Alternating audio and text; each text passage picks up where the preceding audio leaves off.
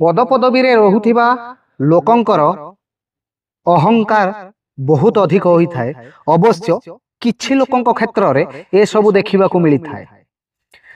ପଦବୀ ପାଇବା ବହୁତ ବଡ଼ କଥା ନୁହେଁ ଆଜ୍ଞା।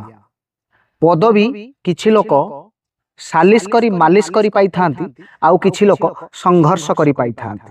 ଯେଉଁ ଲୋକମାନେ ସାଲିସ ଓ ମାଲିସ କରି ପଦବୀ ପାଇଥାନ୍ତି ସେମାନଙ୍କର ଅହଙ୍କାର ମୁଣ୍ଡ ଉପରେ କଥା କହିଥାଏ। ଆଉ ଯେଉଁମାନେ ସଂଘର୍ଷ କରି ପଦବୀ ପାଇଥାନ୍ତି ସେମାନେ ସବୁବେଳେ ପଦବୀର ମର୍ଯ୍ୟାଦା ଏବଂ ନିଜର ଅସ୍ତିତ୍ୱକୁ ବଜାୟ ରଖିଥାନ୍ତି। ତେଣୁ ପଦବୀ ପାଇବା ପରେ କୌଣସି ପ୍ରକାର ନିଜ ଭିତରେ ଅହଙ୍କାର କରିବା ହିଁ ଜଣେ ବୋକା ମଣିଷର ପରିଚୟ। କାହିଁକିନା ଏ ମଣିଷର ଜୀବନ ଯେଉଁଠି ଚିରସ୍ଥାୟୀ ନୁହେଁ ସେଠି ପଦପଦବୀ ବା କେତେ ଦିନ।